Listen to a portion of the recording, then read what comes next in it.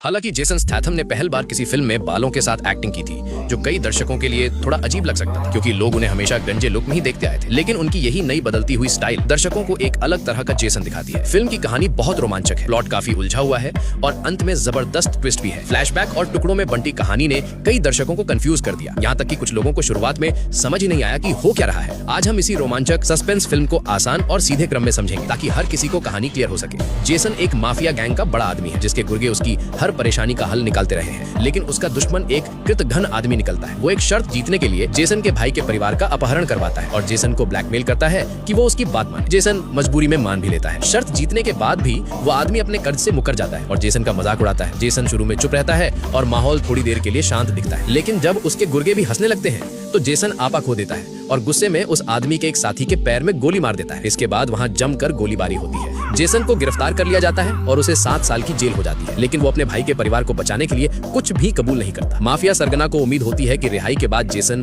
अपने भाई के परिवार से मिल लेगा, लेकिन उसके आदमियों ने जेसन के भाई की पत्नी को मार दिया और उसके भाई को तोड़कर वहाँ से गायब हो गए। गुस्से में जेसन बदला लेने की कसम खा लेता है। जेल में उसकी मुलाकात उसके पास की कोठरियों में मौजूद 2 कैदियों से होती है, एक अफीम पीने का मास्टर और दूसरा बड़ा ठग। भले भी कभी आमने सामने नहीं मिले थे, लेकिन जेल की मोबाइल लाइब्रेरी की वजह से वे एक दूसरे को काफी जानने लगे थे। जेसन को लाइब्रेरी में पता चलता है कि ये दोनों लोग मजे के लिए जेल में आए थे, क्योंकि उन्हें मालूम था कि वे कभी भी भाग सकते हैं। ये सुनकर जेसन बहुत प्रभावित हुआ। पास वाली कोठरी से आने वाली मीठी महक उसकी दिलचस्पी और बढ़ा देती है। वो उन्हें अपने सारे किस्से बताने लगता है। अंडरवर्ल्ड के दोनों लोग अपने खास ट्रिक्स और स्किल्स उदारता से जेसन को सिखाते हैं। जेसन मेहनत से सीखता है और जल्द ही बेहद चालाक मास्टरमाइंड बन जाता है। जब वे दोनों कैदी उसकी तरक्की देखते हैं तो वे अपनी किताबों में इशारों में संकेत देते हैं कि वो उसे जेल से निकलने में मदद करेंगे। जेसन उनका पूरा भरोसा करता है और उत्सुकता से इंतजार करता रहता है। लेकिन अगले दिन सेल चेकिंग में गार्ड को पता चलता है कि वे दोनों कैदी रहस्यमयी तरीके से गायब हैं, मानो वहाँ कोई था ही नहीं। गार्ड झल्ला कर जेसन की सेल की तलाशी लेते हैं, लेकिन कुछ भी नहीं मिलता। जेसन भी चुपचाप अपने दिन काटता रहता है। 7 साल बाद वो जेल से बाहर आता है, लेकिन घर लौटकर चौंक जाता है। उसके छिपाए हुए पैसे और कीमती सामान सब गायब होते हैं। सिर्फ एक नोट पड़ा होता है। नोट को पढ़कर उसे धक्का लगता है। वो नोट उन्हीं 2 ठगों का होता है। जेसन ने जेल में उन्हें अपना छिपने का ठिकाना बताया था और उन्होंने ही उसके पैसे उड़ा दिए थे। लेकिन जेसन ने जो ठगी की टेक्निक उनकी किताबों से सीखी थी